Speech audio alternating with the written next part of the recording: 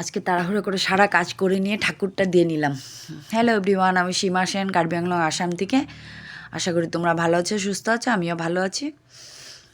চলে আসলাম আবার আমার নতুন একটা ভিডিও নিয়ে।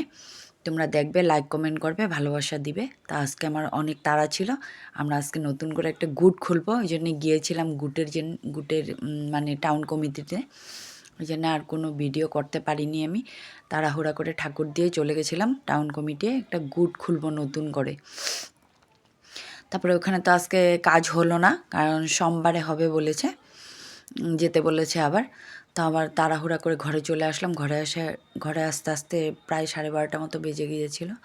তো ঘরে এসে আমি ধুমাধুম করে রান্না বসিয়ে দিলাম, কারণ রান্না আর মেয়ে সকাল থেকে কিছু খায়নি। তো ভাতটা বানিয়ে নিয়ে ওকে একটা ডিম মামলেট করে অল্প ভাত খেতে দিলাম।